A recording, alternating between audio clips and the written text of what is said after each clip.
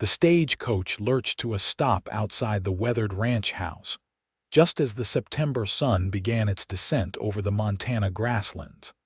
And Martha Thomas wiped the dust from his eyes to see if the woman stepping down was really the bride he had corresponded with for 6 months, or merely another figment of his loneliness. She was small, barely reaching his shoulder, with dark hair that had come loose from its pins during the long journey from Boston.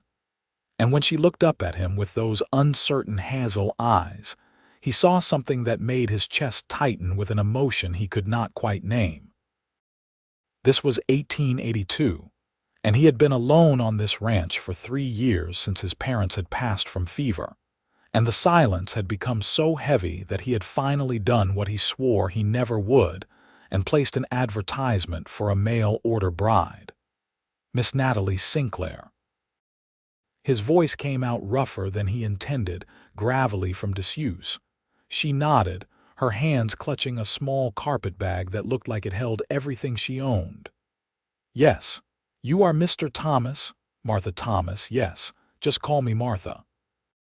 He reached for her bag and she hesitated before letting him take it. "Journey was long, I expect. Very long." She spoke carefully, enunciating each word as though she had practiced them. "Thank you for sending the money for the ticket." He nodded, feeling suddenly awkward with this stranger who was supposed to become his wife. They had exchanged letters for months, her words always formal but warm, talking about her life in Boston working in a textile mill, her dreams of open spaces and a family of her own. She had seemed perfect on paper, and now that she stood before him in flesh and blood, he felt the weight of responsibility settle on his shoulders like a yoke. "Come inside. You must be hungry." He led her toward the house, a solid structure his father had built with logs hauled from the mountains 30 miles north. It was not fancy, but it was sturdy and kept out the winter cold that would come soon enough. Inside, the house was neat but sparse. Martha kept things clean because disorder had always bothered him, but there was no woman's touch, no curtains on the windows or rugs on the floor. Natalie looked around with an expression he could not read, and he wondered what she thought of this place that would be her home. "I will make us some supper," he said, moving toward the stove. "You can rest if you need." "No, I can help." She set down her bag and came to stand beside him, and that was when he noticed her watching his hands as he reached for the bread and cold meat he had prepared earlier. There was something strange in the way she looked at the written label on the flour sack, her eyes moving over the letters without recognition. They ate in silence, the awkwardness between them like a third presence at the table. Martha tried to think of things to say, but everything that came to mind seemed foolish or too forward. She was going to be his wife, but she was also a complete stranger, and he did not know how to bridge that gap. After supper, as the last light faded from the sky, he brought out the stack of letters she had sent him, tied with a piece of string. "I have kept all of these. Your words meant a great deal to me during the lonely times."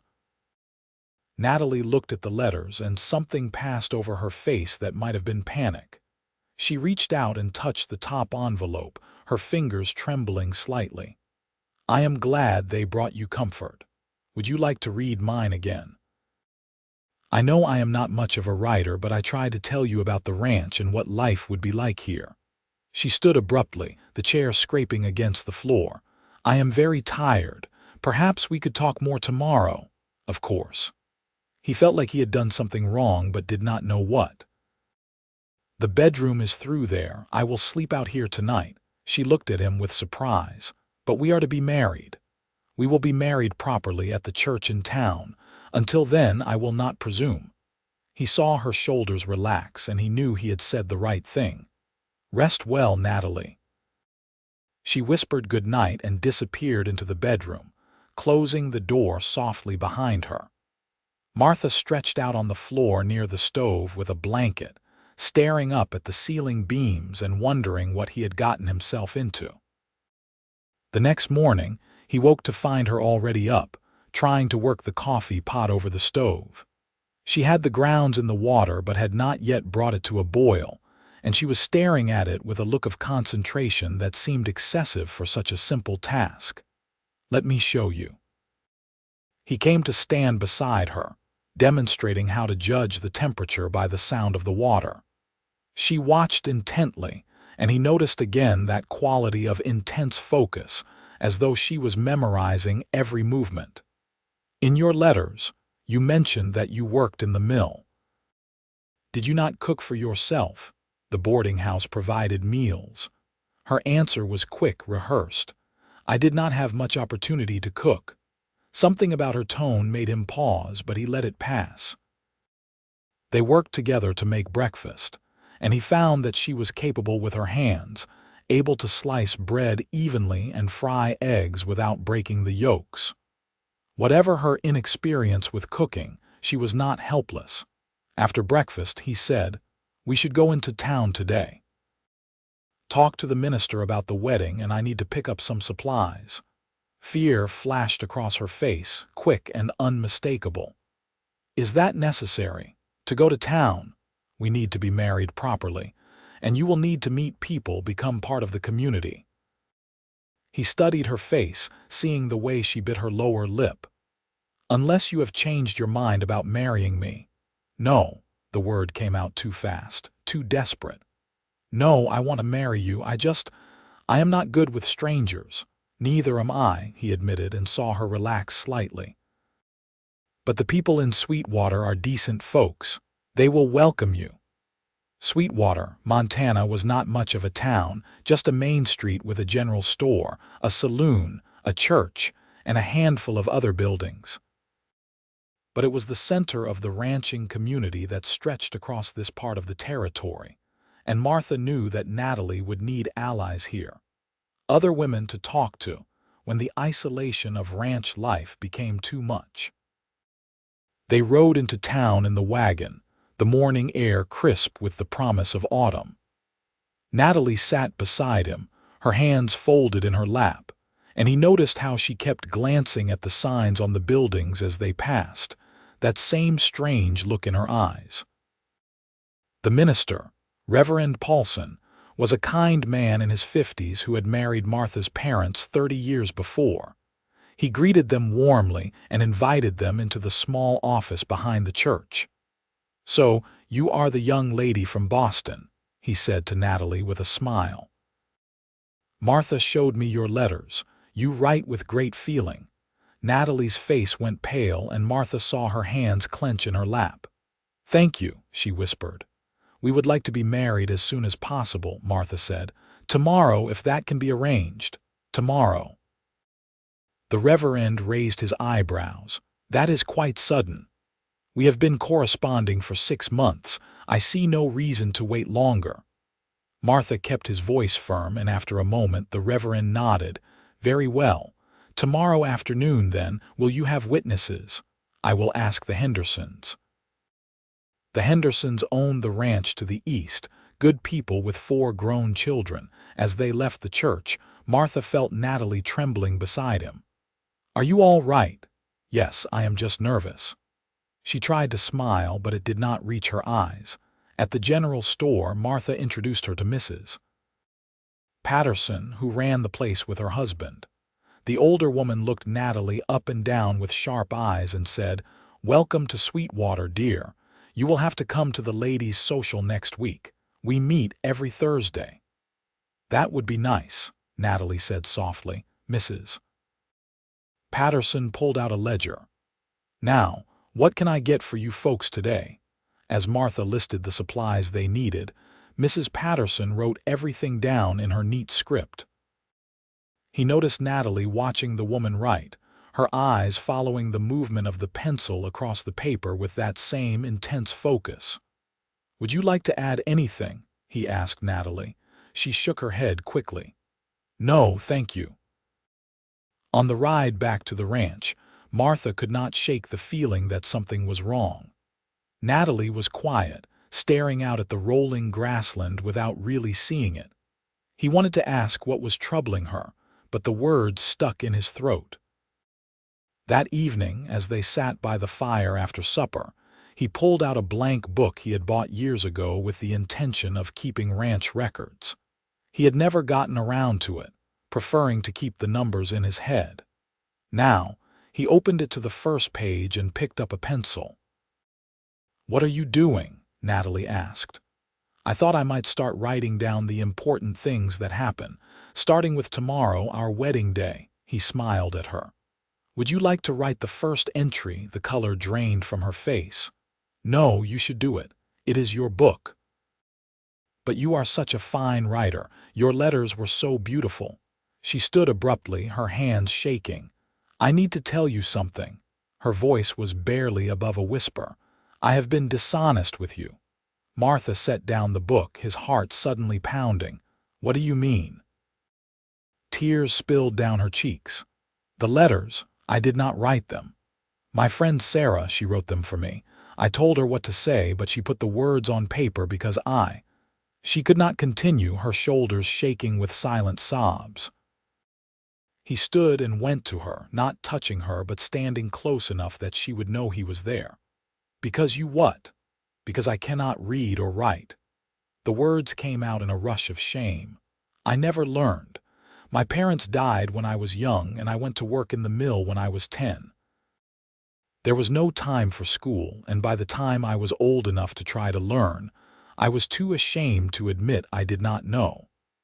Sarah was my only friend, and when I decided to answer your advertisement, she offered to help me. I should have told you the truth, but I was afraid you would not want me if you knew." Martha stood silent, processing this information. All those months of letters, the words that had given him hope and made him believe he had found someone who understood him, had come from someone else's hand. But the thoughts behind them, the hopes and dreams and fears, those had been Natalie's. She had trusted him with her truth, even knowing he might reject her for it.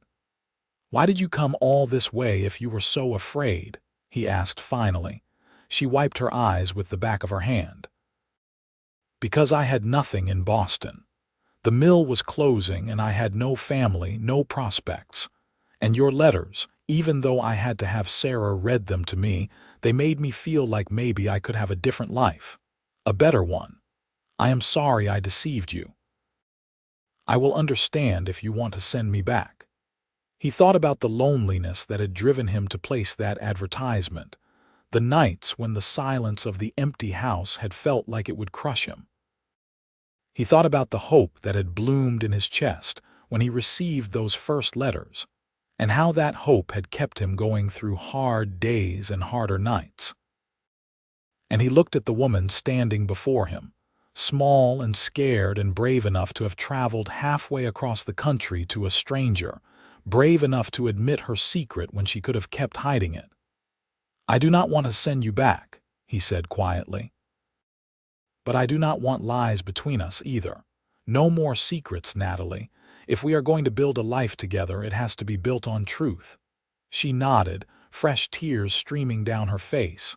"No more secrets, I promise." He picked up the blank book again and held it out to her. "Then I have a proposition for you. You cannot read or write, and I am not much good with words even though I know the letters. But together, maybe we can do something neither of us could do alone. I will teach you to read and write if you want to learn. And while I am teaching you, I will write our story. Every important thing that happens, every moment worth remembering, I will put it down in this book so that when you can read it, you will know everything." She stared at him as though she could not believe what she was hearing. "You would do that for me. I would do that for us." He opened the book to the first page and wrote in his careful, blocky script. "September 14, 1882. Today I met my wife-to-be, Natalie Sinclair. She is braver than she knows." He showed her what he had written, and even though she could not read the words, she understood the gesture. She threw her arms around him, and he held her while she cried against his chest, all the fear and shame and relief pouring out of her in great heaving sobs.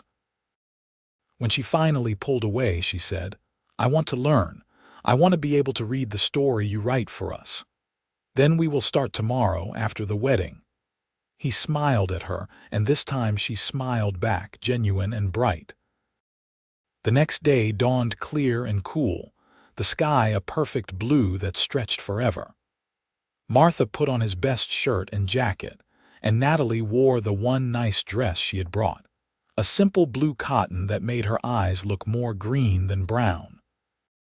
They rode into town together, and this time Martha noticed that Natalie sat straighter, her fear replaced by something that looked like determination. The ceremony was short and simple, with the Hendersons and Mrs. Patterson as witnesses.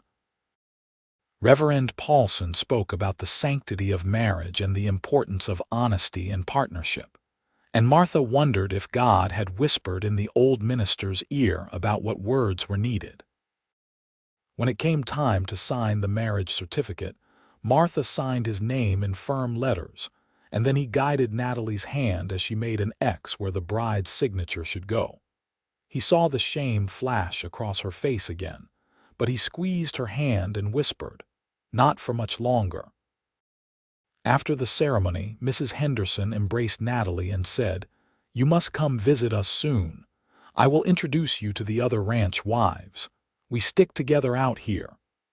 On the ride back to the ranch, as man and wife now, Martha felt the strangeness of it settle over him. This woman beside him was his responsibility now, his partner in everything. It was terrifying and exhilarating at the same time. That night, after a simple supper, he brought out the book again and wrote, "September 15, 1882. Today I married Natalie Sinclair, now Natalie Thomas. She wore blue and looked like the sky had come down to earth. I promised to teach her to read and write, and she promised no more secrets. I think we can make something good together." He showed it to her, and even though she could not read it, she traced her fingers over the words as though she could absorb them through touch. "Now," he said, pulling out a slate and a piece of chalk he had bought at the general store, "let us start with the letters, the alphabet. There are 26 of them, and each one has a sound." He wrote a capital A and showed her how to copy it. She held the chalk awkwardly at first, but her hand was steady from years of mill work, and soon she had produced a wobbly but recognizable A. "Good," he said, and the smile she gave him was worth more than gold. They worked for an hour that first night, going through the first 6 letters. Natalie was a quick study, memorizing the shapes and sounds with a hunger that made his heart ache. He wondered how long she had wanted this, to unlock the mystery of the written word. Over the next weeks, they fell into a routine. Martha would wake before dawn to tend the horses and cattle, and Natalie would make breakfast. She was learning to cook, using the techniques he showed her and adding her own touches. After breakfast, they would spend an hour on lessons, working through the alphabet and then starting on simple words. Cat, dog, house, ranch. In the afternoons, they worked together on the ranch. Martha was surprised by how much she could do. She learned to milk the cow, to gather eggs from the chickens, to mend fences and groom horses. She was not afraid of hard work, and she never complained even when her hands blistered or her back ached. In the evenings, after supper, they would have another lesson, and then Martha would write in the book while Natalie watched. He wrote about the first time she successfully read a 3-letter word, how her face had lit up like the sun breaking through clouds. He wrote about the day she baked bread that did not come out burned, and how proud she had been. He wrote about the way she hummed while she worked, tuneless but happy, and how it filled the silence that had oppressed him for so long. One evening in late October, as the first snow dusted the ground outside, Natalie sat beside him as he wrote and said, "Read it to me, what you are writing." He cleared his throat, suddenly self-conscious. October 28, 1882. Winter is coming early this year. We spent the day bringing the cattle in closer to the barn. Natalie rode out with me, and I saw that she is becoming a real ranch woman. She no longer flinches at the cold or the wind. She sits a horse almost as well as I do now. Tonight she read her first sentence without help. The cat sat on the mat. It is not much, but it is everything. She was quiet for a moment, and then she said, "Will you teach me to write more than just my name, of course? Do you want to start now?" She nodded, and he gave her the pencil and placed a fresh piece of paper in front of her. He guided her hand as she wrote, her letters shaky but determined. "I love this ranch." When she finished, she looked up at him with tears in her eyes. "I do, love it here. I never thought I could be happy like this." He wanted to tell her that he loved her, that she had transformed his life in ways he could not express, but the words felt too large and too fragile to speak aloud. Instead, he showed her how to write the next sentence. "I am learning." As November turned into December, the snow came in earnest. They were often snowed in for days at a time, and Martha was grateful for the preparations they had made, the supplies they had stored up. On the longest nights, they would sit by the fire, and he would read to her from the few books he owned. The Bible, a collection of Shakespeare's plays that had belonged to his mother, a battered copy of Robinson Crusoe. Natalie would listen with complete attention, her eyes closed, absorbing every word. Sometimes she would ask him to read the same passage 2 or 3 times, memorizing the flow of the language. And when they had their lessons, she would practice writing sentences that echoed the rhythms of what she had heard. "The winter wind blows cold," she wrote one evening, and he saw how she was learning not just to read and write, but to use language to express what she felt. One night in mid-December, as a blizzard raged outside and they huddled close to the stove, Martha wrote in the book, "December 15, 1882. We have been married 3 months. Sometimes I forget that Natalie was ever a stranger to me. She fits into my life like she was always meant to be here." Today she read 3 pages from the Bible without stumbling once. "I am so proud of her I could burst. I think I am falling in love with my wife." He showed it to her, and she worked through the words slowly, her lips moving as she sounded them out. When she reached the last sentence, she stopped and looked up at him with wide eyes. "Is that true?" she whispered. He nodded, his throat tight. "I think so. I have never been in love before, so I am not certain what it should feel like. But when I look at you, when I watch you learning and growing and becoming more yourself every day, I feel something I have never felt before, something good and strong and right." She set down the book with trembling hands. "I think I am falling in love with you too. Maybe I have been falling since the day you did not send me away when I told you the truth." He reached out and took her hand, and she moved closer until she was sitting pressed against his side. They stayed like that for a long time, listening to the wind howl and the fire crackle, and Martha thought that he had never been so warm in his life. Christmas came, and Martha carved Natalie a wooden box to keep her writing practice papers in. She gave him a scarf she had knitted from wool she had sheared and spun herself, working on it in secret during the hours he was out tending the animals. It was lumpy and uneven, but he wore it every day and treasured it more than anything else he owned. As winter deepened, they grew closer in every way. They were husband and wife not just in name now, but in truth, and Martha marveled at how natural it felt, how right. On the coldest nights, they would lie together under piles of quilts, and he would trace the letters of the alphabet on her back until she fell asleep. One morning in February, Natalie woke feeling ill. She tried to hide it, but Martha noticed how pale she was, how she could barely eat breakfast. As the days passed and the sickness continued, always in the mornings, they both began to suspect what it might mean. "I think I might be with child," she said one evening, her hand resting on her still flat stomach. Martha felt a surge of joy so intense it frightened him. "Are you certain?" "Not certain, but fairly sure. All the signs are there." She looked nervous. "Are you happy about it?" "Happy." He pulled her into his arms. "Natalie, I am more than happy.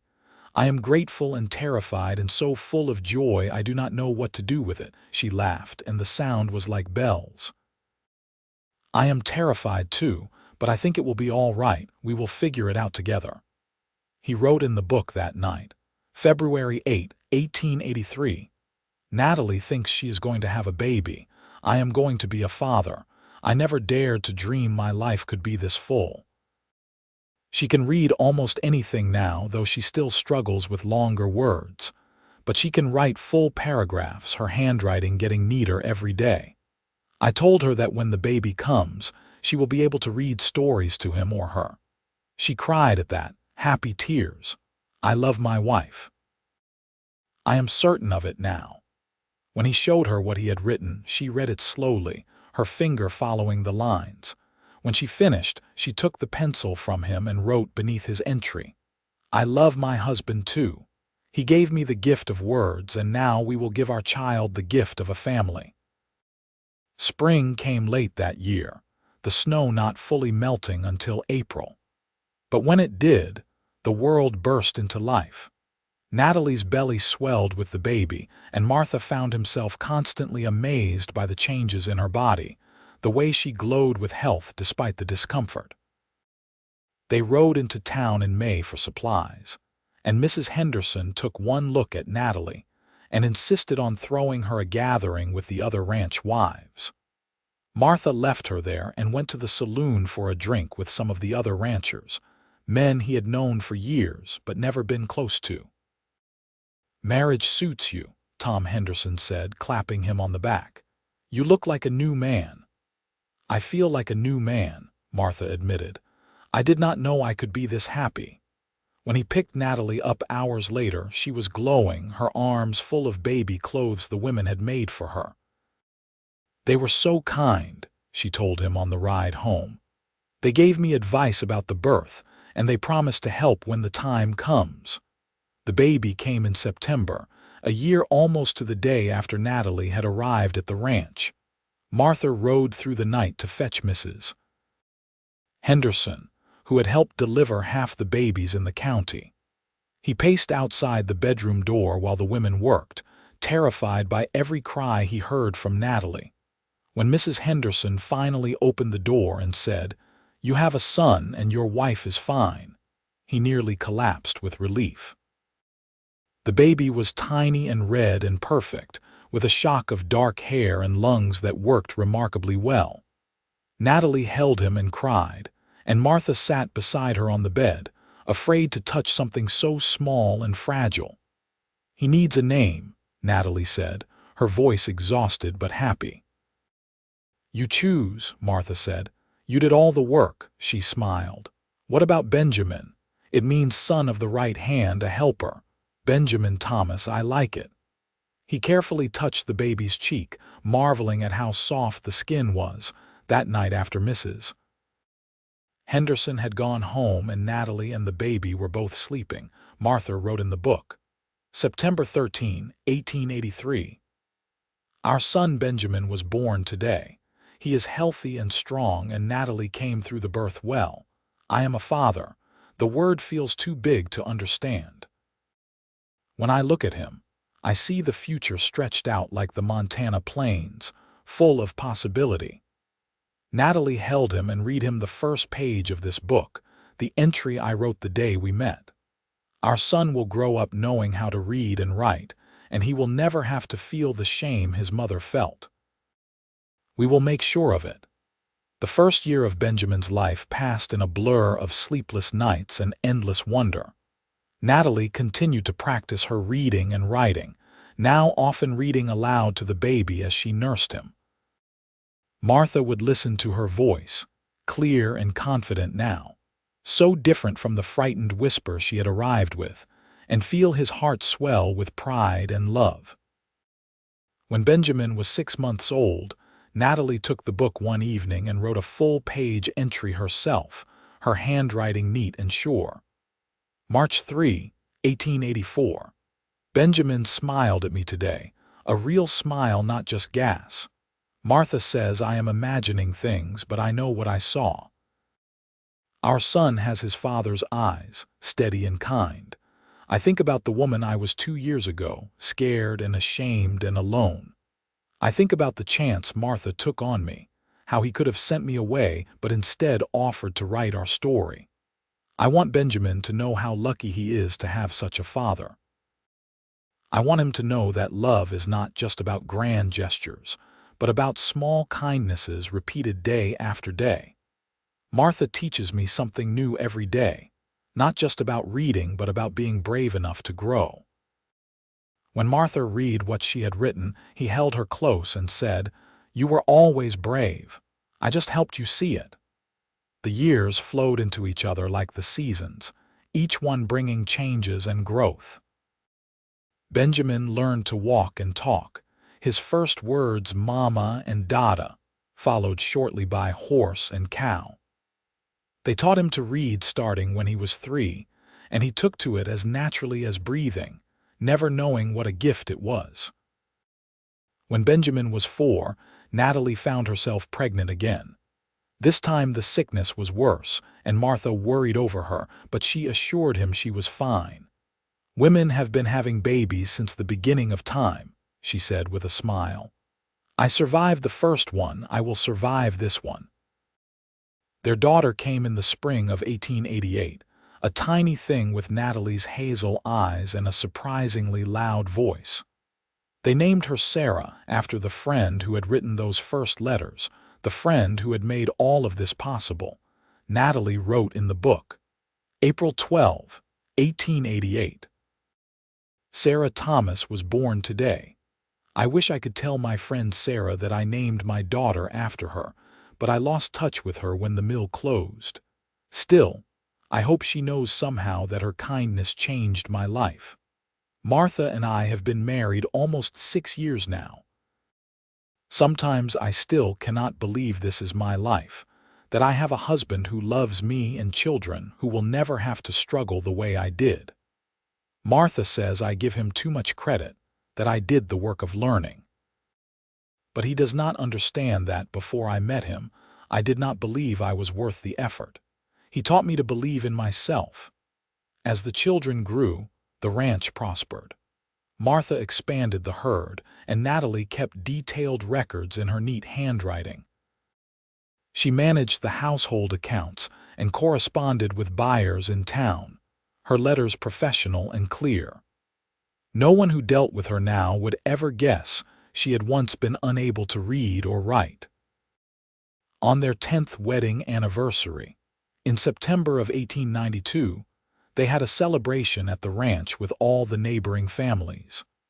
Benjamin, now 9, helped his father prepare the food while Sarah, just 4, picked wildflowers to decorate the table. The house rang with laughter and music, and Martha looked around at the life they had built and felt a contentment so deep, it was almost painful. That evening, after the guests had left and the children were in bed, Natalie and Martha sat together on the porch, watching the stars come out. The book lay open between them, 10 years of their life recorded in Martha's steady hand and Natalie's increasingly confident script. "Read me the first entry," Natalie said. "The one you wrote the day we met." Martha picked up the book and read. September 14, 1882. "Today I met my wife-to-be, Natalie Sinclair. She is braver than she knows." Natalie smiled. "I did not feel very brave that day. I felt like a fraud. But you were brave. You got on that stage and traveled into the unknown. You admitted your secret when you could have kept hiding it. You trusted me when you had no reason to." She took the book from him and flipped through the pages, years of their life together documented in ink and love. "You kept your promise. You wrote our story." "I did, though you write much of it now yourself, only because you taught me." She set the book aside and took his hand. "Martha, I want to do something. I want to start a school here, a small one, just for the ranch children in the area. So many of them cannot get to town for proper schooling, and I do not want any child to grow up the way I did without letters." He considered this, thinking of the logistics. "We would need to build a schoolhouse, and you would need books and supplies. I know it would be a lot of work, but I think it matters. Education changed my life. I want to give that to others." He squeezed her hand. "Then we will do it. We will build a school." Over the winter of 1892 and into the spring of 1893, Martha and some of the other ranchers built a small schoolhouse on a corner of the Thomas property, equidistant from the neighboring ranches. It was a simple one-room building with benches and a stove, but it was sturdy and well made. Natalie wrote to Boston and ordered books and slates and everything a school might need. She studied teaching methods from books Martha bought for her in town, preparing lessons and planning curriculum. When the school opened in September of 1893, 11 years after Natalie had arrived in Montana, 8 children attended, including Benjamin and Sarah. Natalie stood before them on that first day, her heart pounding, and said, "My name is Mrs. Thomas, and I am going to be your teacher. I learned to read when I was grown, and it was hard, but it changed everything for me. I want to help you learn too, so you can have every opportunity in life." Benjamin, who knew his mother's story, looked at her with such pride that she had to blink back tears.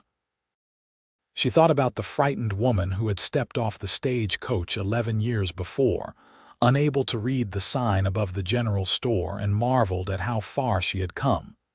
That evening she wrote in the book, "September 15, 1893. Today I became a teacher. Me, who could not read my own name just 11 years ago. The children were wonderful, so eager to learn. I looked at them and saw myself, and I was determined to give them what Martha gave me, the belief that they are worth the effort. Our life is not perfect, but it is ours, built on honesty and hard work and love. I am grateful every day for the man who said then, 'I will write our love story for us instead of sending me away.'" The school thrived, and Natalie became known throughout the county as an excellent teacher. More children enrolled, some families traveling an hour or more to bring their children to her. She taught reading and writing, arithmetic and geography, but most of all she taught her students that it was never too late to learn, never too late to grow. Martha continued to run the ranch, now with Benjamin's help. The boy was turning into a fine young man, responsible and hardworking. Sarah, meanwhile, showed an aptitude for learning that delighted both her parents. She could read before she was 5 and wrote stories in a notebook Martha bought her. When Benjamin was 16, in 1899, he told his parents he wanted to go to agricultural college in Bozeman. "I want to learn the new methods, bring them back to the ranch, make it even better." Martha felt a pang at the thought of his son leaving, but he saw the determination in Benjamin's eyes and knew he could not refuse.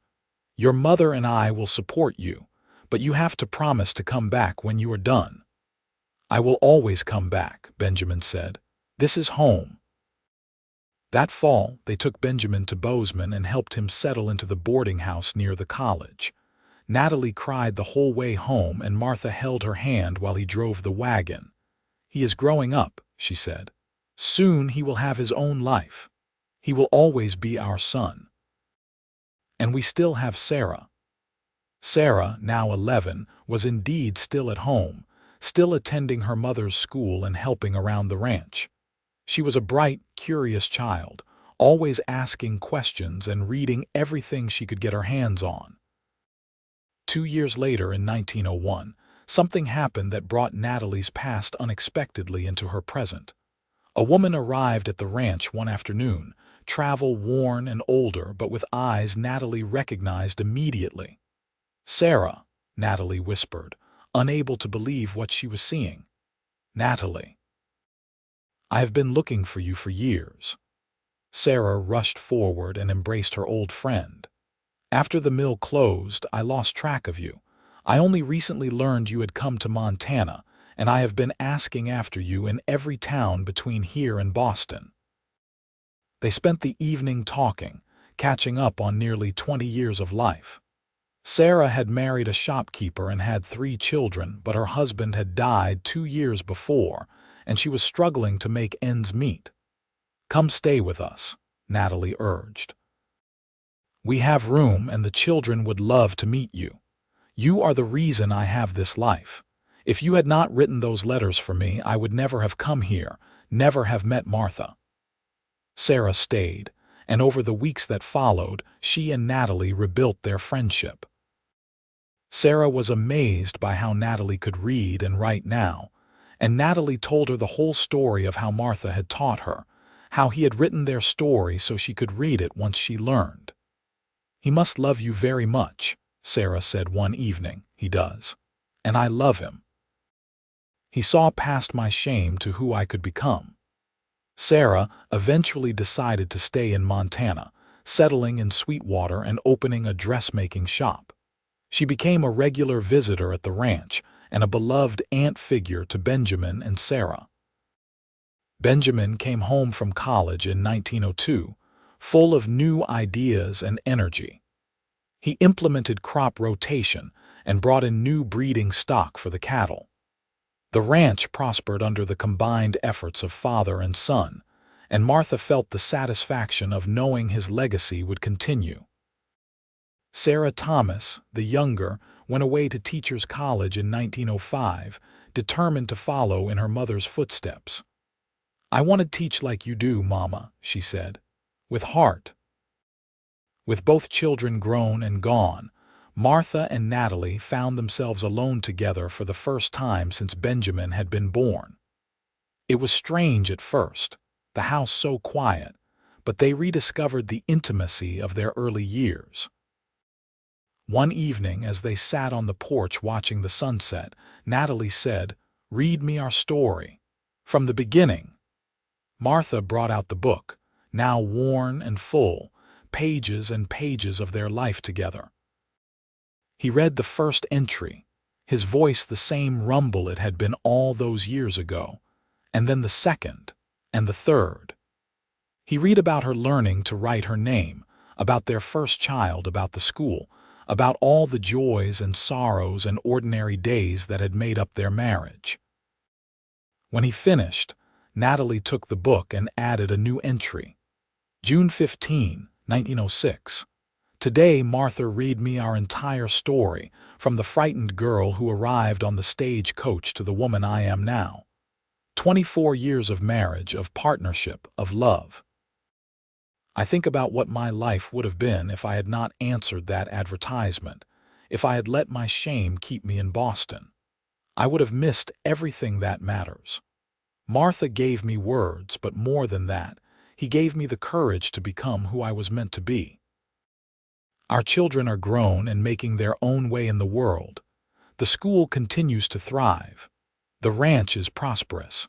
And I am here with the man I love, watching the sun set over the land we have worked together all these years. This is happiness. This is home." Martha read what she had written and said, "You write beautifully now, better than I ever could. You taught me everything I know." "No," he said softly. "I taught you the mechanics. The beauty was always in you. You just needed to learn how to let it out." They sat in comfortable silence, holding hands as the stars began to appear. Somewhere in the distance, a coyote called, and one of the horses whinnied in response. The wind rustled through the grass, the same grass that had been there when Martha's parents first claimed this land, the same grass that would be there long after he and Natalie were gone. But they had left their mark on this place, had built something that would last. Not just the ranch or the school, but the story they had written together, the proof that love and patience and determination could transform lives. Benjamin came home in 1907 with a wife, a sweet girl named Emma from Bozeman. She fit into the family easily, and within a year she gave birth to a son. making Martha and Natalie grandparents. They named the baby William, and when Natalie held him for the first time, she wept at the continuation of their legacy. Sarah came home in 1909, having finished her education. She took over teaching at the school her mother had founded, bringing new energy and ideas while maintaining the loving approach Natalie had established. As the years passed, Martha and Natalie settled into a peaceful old age. They still worked the ranch, though Benjamin had taken over most of the heavy labor. They still taught at the school, though Sarah did most of the daily instruction. They watched their grandchildren grow, now 3 of them, with a 4th on the way. On their 30th wedding anniversary in 1912, they had a large celebration with family and friends. The house and yard overflowed with people whose lives they had touched. Former students, now grown with children of their own, neighboring ranchers, townspeople from Sweetwater. That evening, after everyone had left, Martha and Natalie took the book out to the porch one last time. It was nearly full now, 30 years of entries documenting a life well lived. Martha wrote, September 15, 1912. 30 years married to Natalie. She is still the bravest person I know. We have built a good life together, raised good children, contributed to our community. The ranch will go on after us, and so will the school. But more than that, we proved that 2 imperfect people can make something beautiful together if they are willing to be honest and patient and kind. I loved her when she could not read. I love her now that she can write better than I can. I will love her until my last breath and beyond. Natalie took the pencil and wrote beneath his words. 30 years ago, I stepped off a stagecoach terrified and ashamed. Martha could have sent me away, but instead he said, then I will write our love story for us. He kept that promise. But the truth is, we wrote it together. Every day, every choice, every moment of kindness and patience and love. This is our story. These pages hold our truth. And when we are gone, I hope our children and grandchildren will read this and understand that love is not about grand gestures or poetry. It is about showing up every day and choosing each other, over and over again. It is about giving someone the tools to become who they are meant to be and then watching with joy as they flourish. Martha, you gave me the world. Thank you for teaching me to read, but more importantly, thank you for teaching me that I was worth teaching. I love you now and always. They sat together on the porch, hands intertwined, and looked out over the land they had worked for 3 decades. The Montana sky stretched above them, vast and filled with stars, and they felt the peace that comes from a life well lived and love freely given. The years continued to flow, bringing changes as years do. Martha's health began to fail in his 70s, his joints stiff with arthritis, and his breathing labored from decades of hard work. Natalie nursed him tenderly, reading to him from the book they had written together, reminding him of all the beautiful moments they had shared. On a spring morning in 1920, with Natalie holding his hand and the book open on his lap, Martha passed away peacefully. He was 78 years old, and he had lived to see 4 grandchildren grow strong and healthy, to see the ranch thrive under Benjamin's capable management, to see the school educate hundreds of children. Natalie grieved deeply, but not bitterly. She had had 38 years with a man who had loved her unconditionally, who had given her the tools to transform her life. She continued to live at the ranch, helping with the grandchildren and occasionally teaching at the school, but mostly she spent her time tending Martha's grave and writing in the book. She filled the remaining pages with memories, stories she had never written down before. She wrote about the little moments that had made up their life together. The way Martha had always made coffee exactly how she liked it, the way he had kissed her forehead before leaving for work each morning, the way he had never once made her feel less than because of her beginnings. When the book was finally full, every page covered with the story of their love, Natalie closed it carefully and wrapped it in oilcloth to preserve it. She gave it to Benjamin with strict instructions. "This is our story, your father's and mine. Keep it safe. Let your children read it when they are old enough to understand. Let them know that they come from love, that their grandfather was a man who chose kindness over judgment, who saw potential in a scared, illiterate woman and helped her become who she was meant to be." Benjamin promised, tears streaming down his face, and Natalie knew the story would be preserved. She lived another 10 years, dying peacefully in her sleep in 1930 at the age of 71. She was buried next to Martha under the wide Montana sky, and at her funeral, Sarah read passages from the book to the assembled crowd. There was not a dry eye among them. The book passed down through the generations, read by great-grandchildren and great-great-grandchildren. It became a family treasure, a reminder of where they came from and what their ancestors had built together. The ranch still operated, though it had changed with the times, and the school still stood, though it had been expanded and modernized. But the heart of the story remained the same. A lonely rancher and an illiterate mail-order bride who had found in each other not just love, but the courage to become their best selves. Martha had written their love story, but Natalie had learned to write it too, and together they had created something that would endure long after they were gone. Their love had not been easy or simple. It had required work and patience and the willingness to be vulnerable with each other. But it had been real and deep and transformative, the kind of love that changes everything. And in the end, that was the greatest lesson their story taught. That love is not about perfection, but about showing up day after day and choosing each other. It is about giving someone the tools they need to grow and then celebrating as they flourish. It is about writing a story together, one word at a time, until those words become a life worth living. The book sat on a shelf in the ranch house, worn but carefully preserved, a testament to two people who had taken a chance on each other and built something beautiful. And when Benjamin's grandson opened it one day and began to read, he understood what his great-great-grandfather had meant when he wrote that first entry. "She is braver than she knows." They had both been braver than they knew, and together they had written a love story for the ages.